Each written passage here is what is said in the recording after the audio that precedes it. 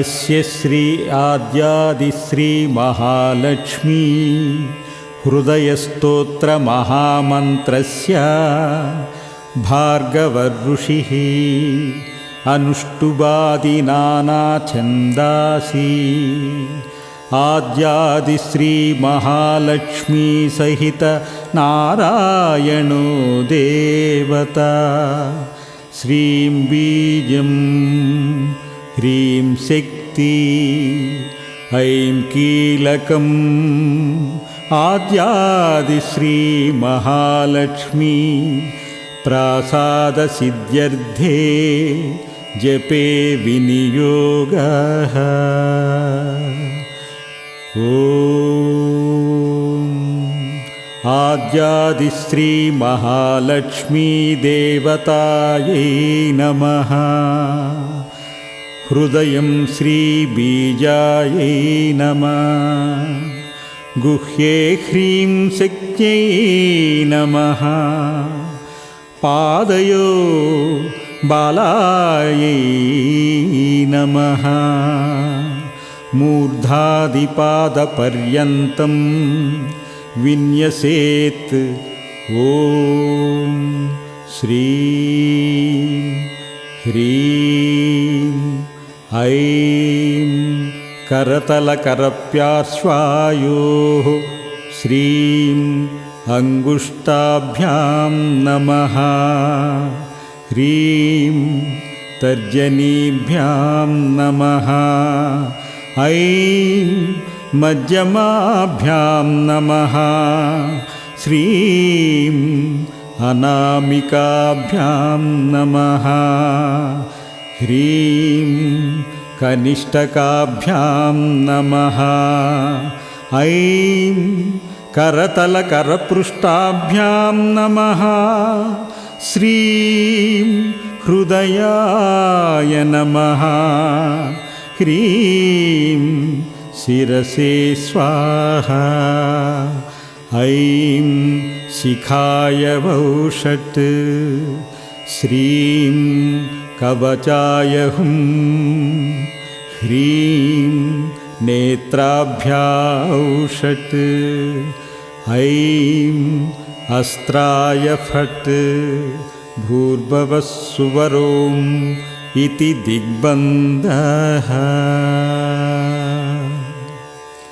अदध्यानं हस्तद्वयेन कमले धारयन्तीं स्वलीलया हारनूपुरसंयुक्तां महालक्ष्मीं विञ्चितयेत्।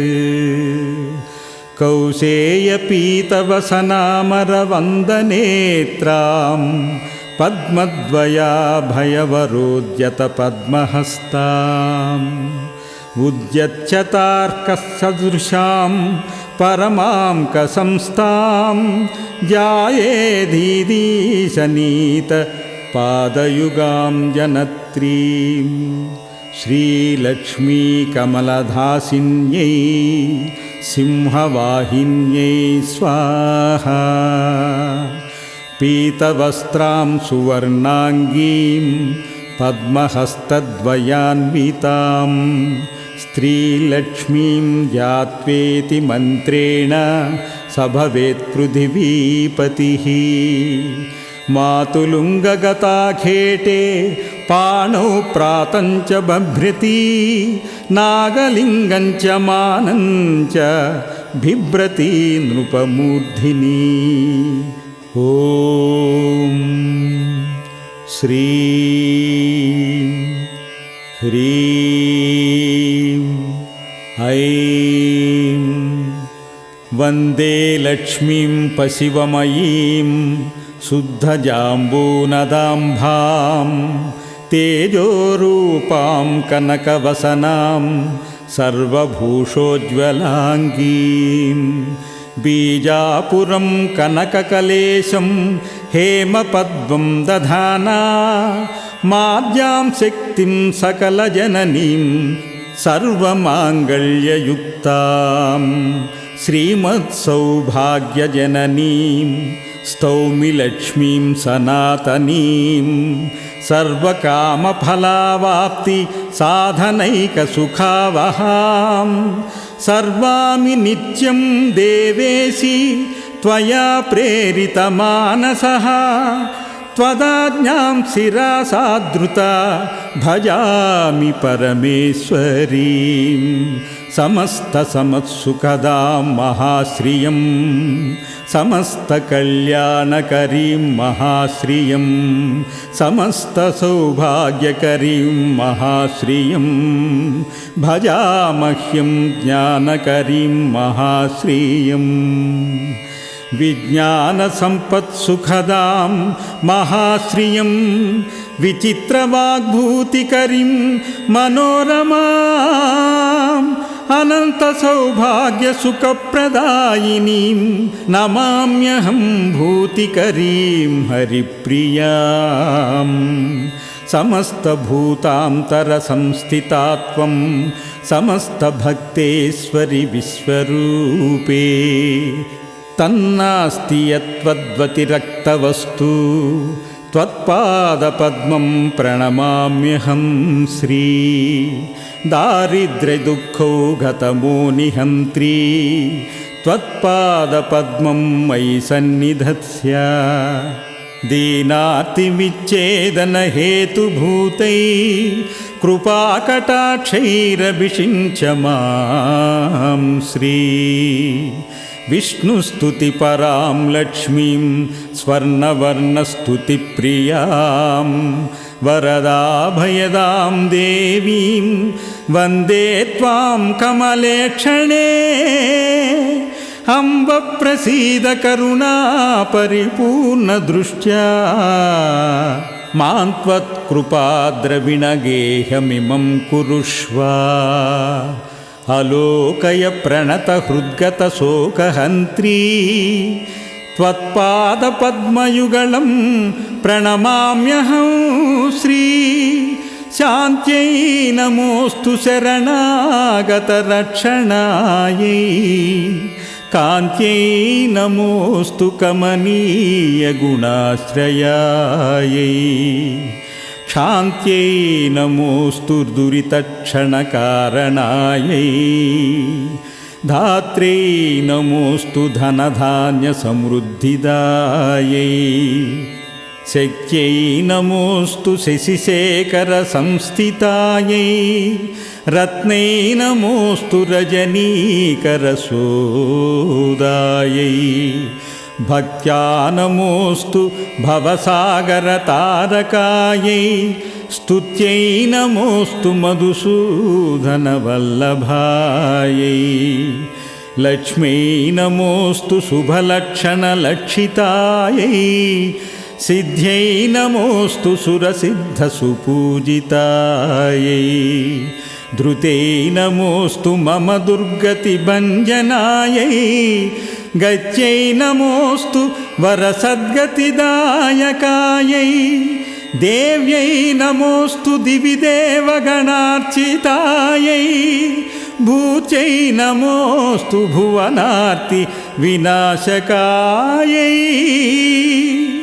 भूत्यै नमोऽस्तु भुवनार्ति विनाशकायै शान्त्यै नमोऽस्तु धरणीधरवल्लभायै पुष्ट्यै नमोऽस्तु पुरुषोत्तमवत्सलायै सुतीव्रदारिद्र्यतमोपहन्त्र्यै नमोऽस्तु ते सर्वभायपहन्त्र्यै श्रीविष्णुवक्षस्थलसंस्थितायै नमो नमो सर्वविभूतिदायै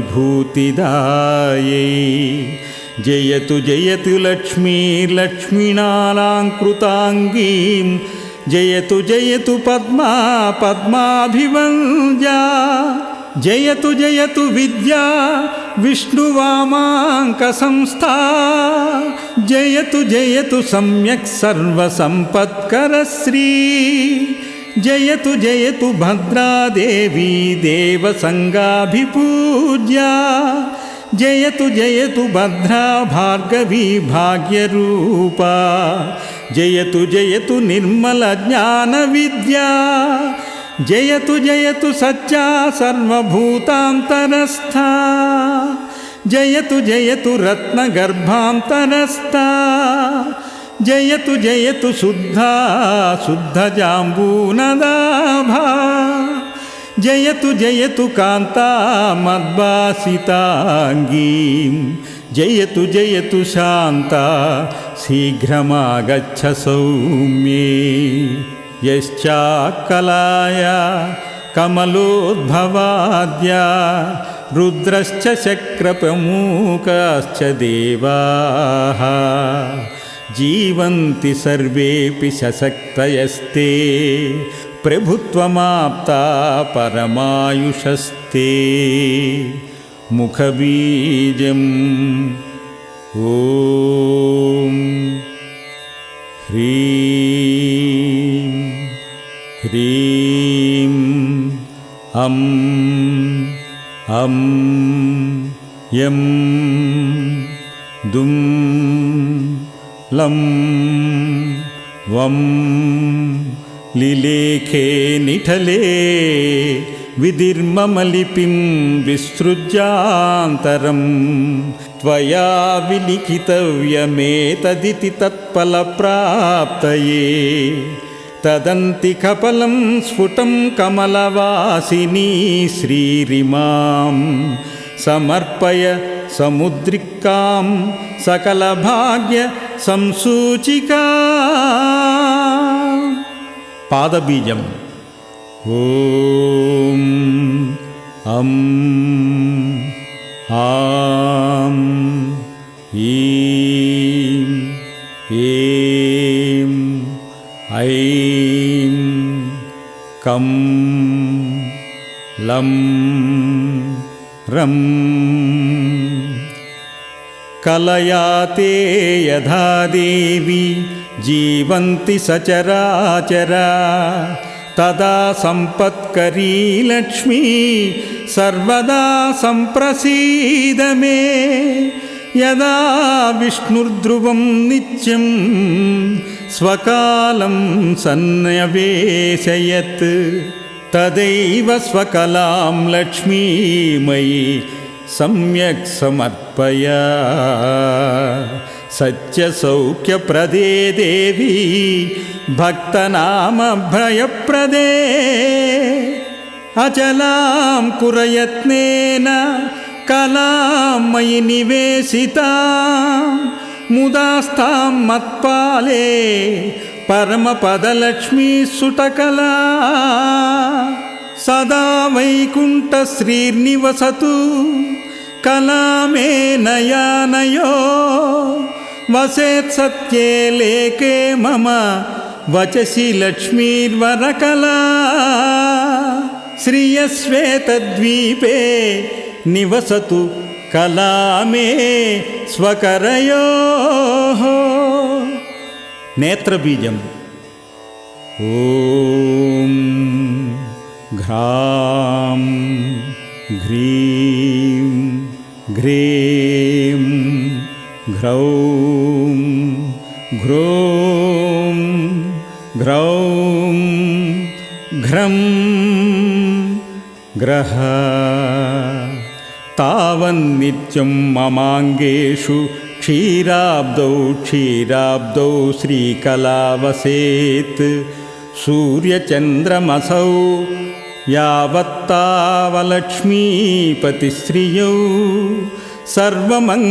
సర్వమంగళసంపూర్ణా సర్వైశ్వర్యసమన్వితా ఆద్యాదిశ్రీ మహాలక్ష్మీ త్వత్కళామయి తిష్టతు అజ్ఞానతిమిరం హంతు శుద్ధజ్ఞానప్రకాశికా సర్వైశ్వర్యప్రదామేస్తు త్వత్కళామయి సంస్థితా అలక్ష్మీం హరతు క్షిప్రం తమః సూర్యప్రభాయథా వితనోతు మమ శ్రేయ స్వత్కళామయి సంస్థితా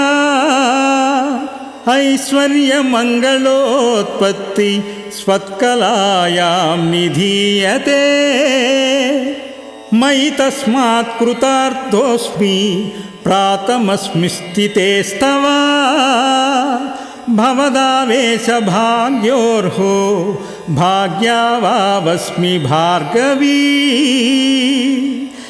त्वत्प्रसादात्मवित्रोऽहं लोकमातर्नमोऽस्तु ते लोकमातर्नमोऽस्तु ते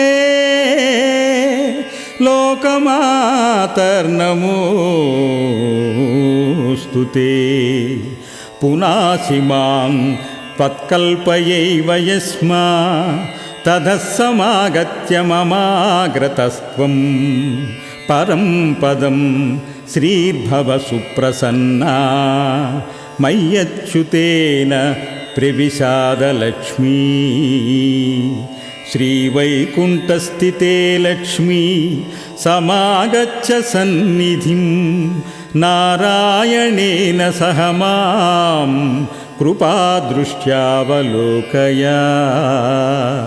सत्यलोकस्थिते लक्ष्मी समागच्छ ममाग्रता वासुदेवेन सहिता प्रसीद वरदा भव श्वेतद्वीपस्थिते लक्ष्मी शीघ्रमागच्छ सुव्रते विष्णुना सहिता देवी जगन्माता प्रसीद मे क्षीराम्बुधिस्थिते लक्ष्मी समागच्छ समाधवे त्वत्कृपाददृष्टिसुधयो सततं मां विलोकय रत्नगर्भस्थिते लक्ष्मी परिपूर्णहिरण्मयी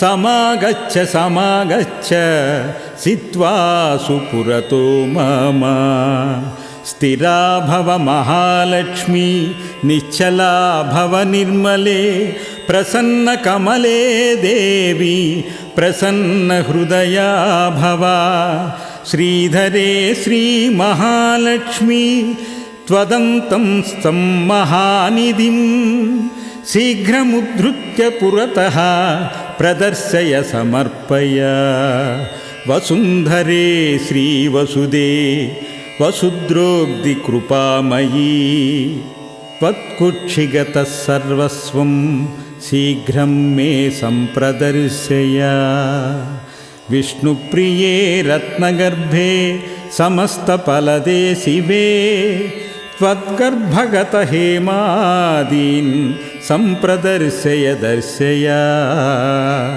रसातलागते लक्ष्मी शीघ्रमागच्छ मे पुरा न जाने परमं रूपं मातर्मे सम्प्रदर्शय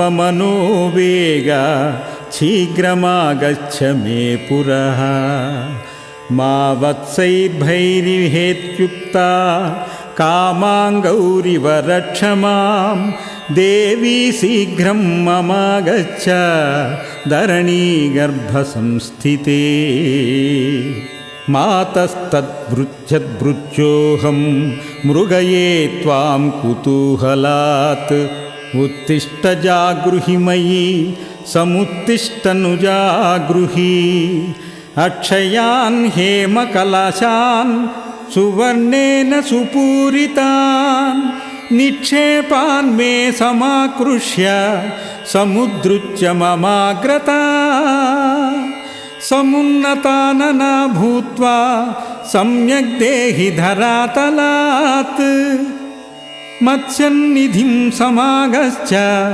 मदाहितकृपारसा प्रसीद श्रेयसां दोग्ध्री लक्ष्मीर्मे नयनाग्रता अत्रोपविश्य लक्ष्मीत्वं स्थिरा भव हिरण्मयी सुस्थिरा भव सम्प्रीत्य प्रसन्ना वरदा भव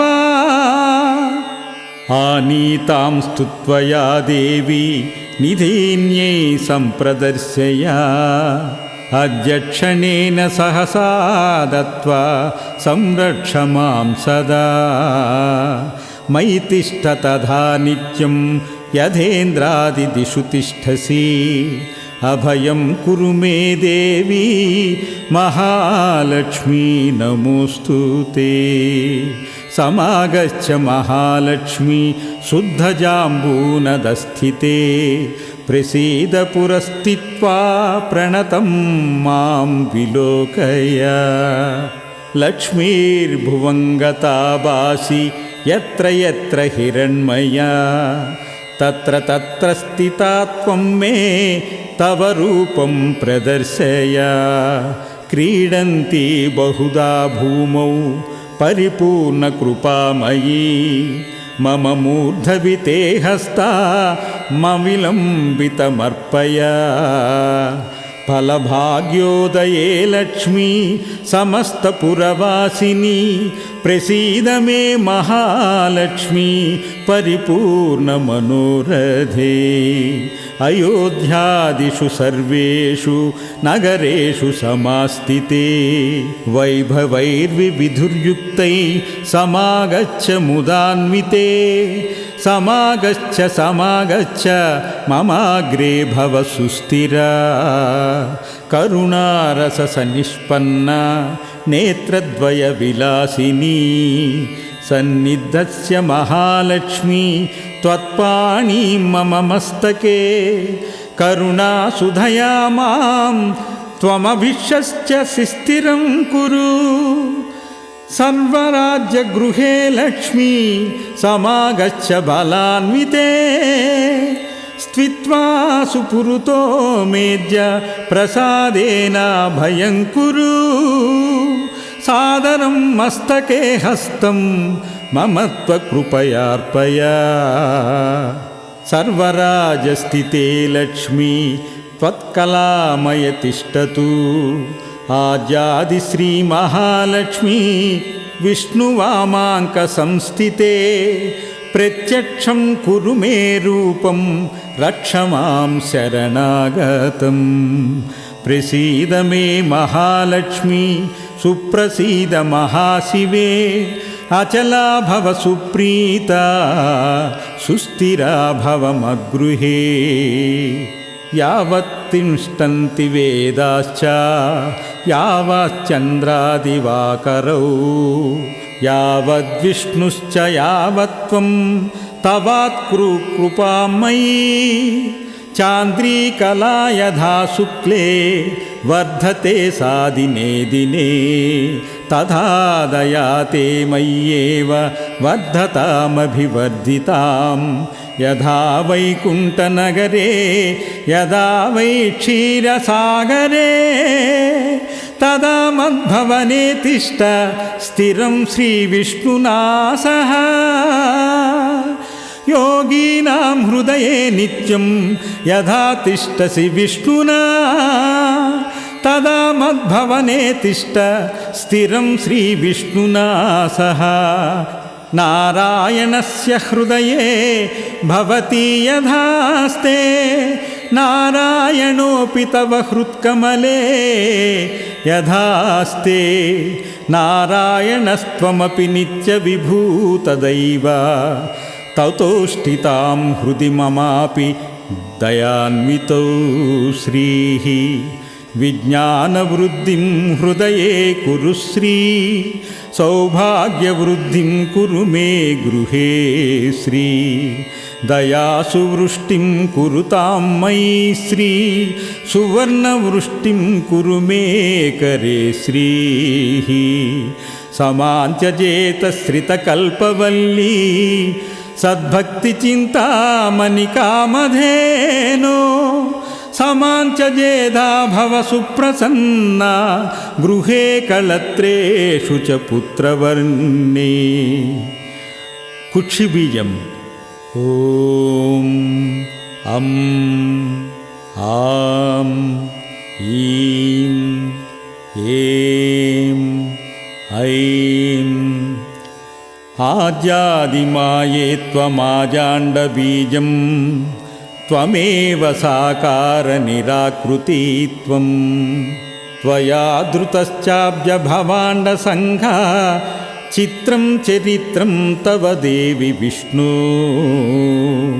ब्रह्मा रुद्रादयो देवा वेदास्कपि न शक्नुयः महिमानन्तवस्तोतुं मन्दोऽहं शक्नुयां कथम् अम्ब त्वद्वत्सव्याख्यानि सूक्तानि यानि च तानि स्वीकरु सर्वज्ञे दयालुत्वेन सादरं भवन्तं शरणं गत्वा कृतार्थाः पुरातना इति संचित्य मनसा त्वामाहं शरणं व्रजे अनन्तानित्यसुखिन त्वदभक्त्या स्वत्परायणा इति वेदप्रमाणाद्दि देवि त्वां शरणं व्रजे तनप्रतिज्ञामद्भक्त्या सनस्त्यं तीत्यपि किचित् इति संचित्य प्राणान् सन्धारयाम्यहम् त्वदधीनस्त्वहं मातस्त्वत्कृपा मयि विद्यते यावत् सम्पूर्णकामास्यां तावद्देहि दयानिधे क्षणमात्रं न शक्नोमि जीवितुं तत्कृपां विना न हि जीवन्ति जलजा जलं कृत्या जलाश्रयाः यदा हि पुत्रवात्सल्या जननी प्रस्तुस्तनी वत्सं त्वरितमागत्य सम्प्रीणयति वत्सला यदि त्वात्तव पुत्रोऽहं माता त्वां यदि मामकी दयापयोधरस्तन्य सुधाभिरिभिषिञ्च मां मृग्यो न गुणलेशोऽपि मयि दोषैकमन्दिरे पांसूनां वृष्टिभान्दूनां दोषाणां च न मे मती पापीनामहमेकाग्रो दयालूनां त्वमग्रणीं दयानियो मधन्योऽस्ति तव कोत्र जगत्त्रये विधिनां न सृष्टेश्च न स्यात्तव दयूलुता अमयो वा न सृष्टे चेदौषधस्य वृधोदया कृपामदग्रजा किन्ते अहं किं वा तदग्रजा विचार्य देहि मे वत्तं तव देवी दयानिधे माता पिता त्वां गुरुसद्गतिश्री स्वमेव सञ्जीवनहेतुभूता अन्यो नमस्ते जगदेकनाथे त्वमेव सर्वं मम देवि सत्यम् हृदयबीजम् ॐ घ्रां घ्रीं घ्रूं घ्रैं घ्रौं घ्रं ग्रह हूं पट् कुरु कुरु स्वाहा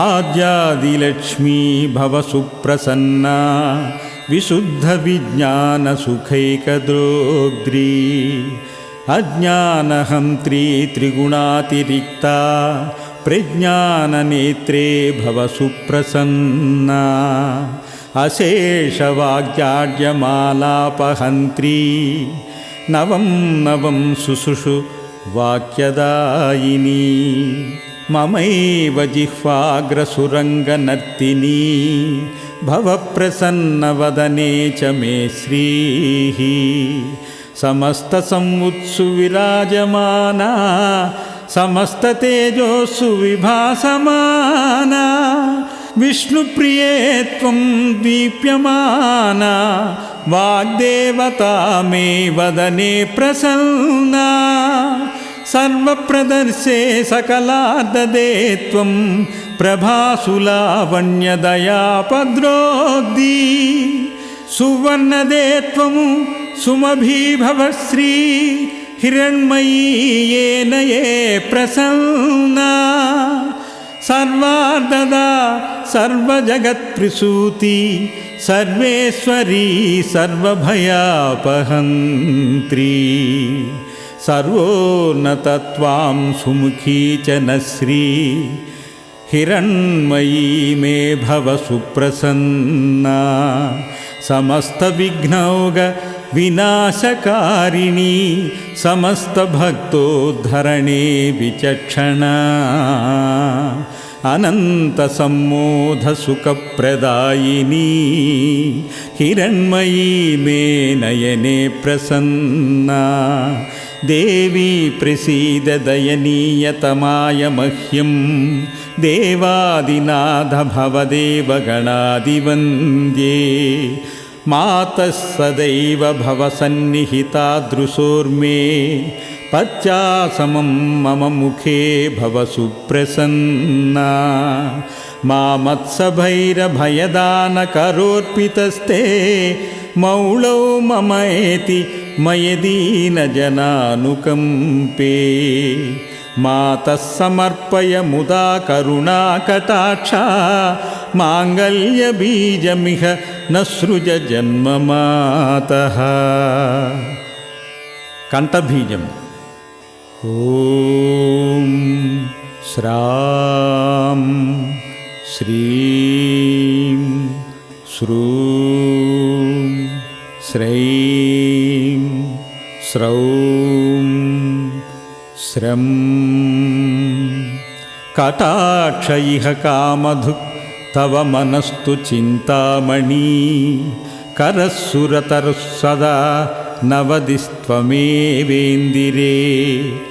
भवत्तव दयारसो रसरसायनं चान्वहं मुखं तव कलानिधि विविधा वाञ्छितार्थप्रदं यथा रसस्पर्शनतो यशोऽपि सुवर्णतास्कत्कमले तथा ते कटाक्षसंस्पर्शनतो जनाना ममङ्गलानापि मङ्गलत्वं देहीति नास्तीति वच प्रवेश भीतो रमे त्वां शरणं प्रपद्ये अतः सदास्मिन्न भयप्रदा त्वां सहैव पत्नामय सन्निधेः कल्पद्रुमेण मणिना सहिता सुरम्या श्रीस्ते कलामयरसेन रसायनेन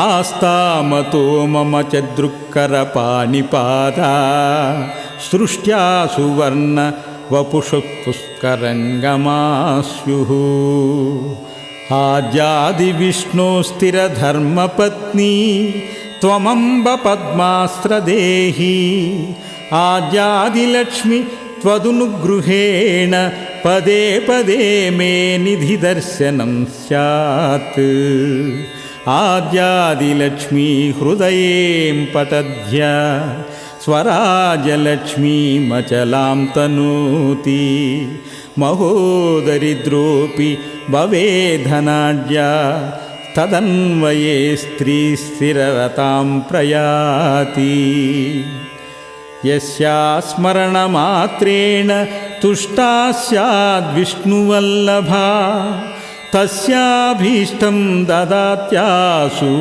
तं पालयति पुत्रवत् इदं रहस्यं हृदयं सर्वकामफलप्रदं जपः पञ्चसहस्रं तु पुरश्चरणमुच्यते त्रिकालमेककालं वा नरो भक्तिसमन्विता यः पठेत् शृणुयाद्वापि स याति परमां श्रियम् महालक्ष्मी समुद्दिश्य निशिभार्गववासरे इदं श्रीहृदयं जप्त्वा पञ्चवारं धनी भवेत् अनेन हृदयेनान्नां गर्भिण्याभिमन्त्रितं ददाति तत्कुले पुत्रो जायते श्रीपतिः स्वयं नरेणप्यधवा नार्या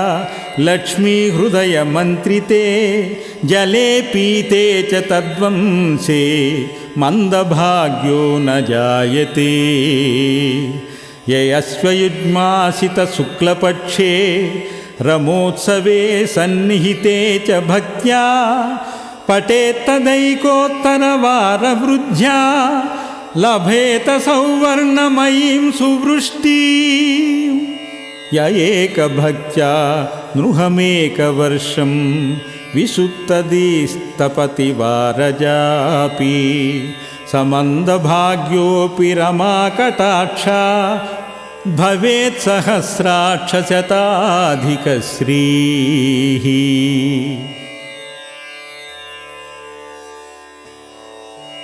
श्रीशाङ्घ्रिभक्तिं हरिदासदास्यं प्रसन्नमन्त्रार्धदृढैकनिष्ठां गुरोस्मृतिं निर्मलबोधबुद्धिं प्रदेहि मे ते परमपदं श्री पृथ्वीपतित्वं पुरुषोत्तमत्वं विभूतिवासं विविधार्थसिद्धिं सम्पूर्णकीर्तिं बहुवर्षभोगं प्रदेहि मे लक्ष्मी पुनः पुनस्त्वं वाचार्धसिद्धिं बहुलोकवश्यं वयस्थिरत्वं ललनासुभोगं पौत्रादिलब्धिं सकलार्धसिद्धिं प्रदेहि मे भार्गवी जन्म जन्मनि सुवर्णवृद्धिं कुरु मे गृहे श्री सुधान्यवृद्धिं कुरु मे गृहे श्री कल्याणवृद्धिं कुरु मे गृहे श्री विभूतिवृद्धिं कुरु मे गृहे श्री। शिरोबीजम् ॐ यं हं कं लं वं श्रीं ध्याये लक्ष्मीं प्रहसितमुखीं कोटिबालार्कभासां विद्युद्वर्णाम्बरवरधरां भूषणाढ्यां सुशोभां बीजापुरं रसिजयुगं बिभ्रतीं स्वर्णपात्रं भर्त्रायुक्तं महुरभयदां मह्यामप्यच्युतश्रीः इच्छधर्वणरहस्ये उत्तरभागे आद्यादि श्रीमहालक्ष्मी हृदयस्तोत्रं सम्पूर्णम्।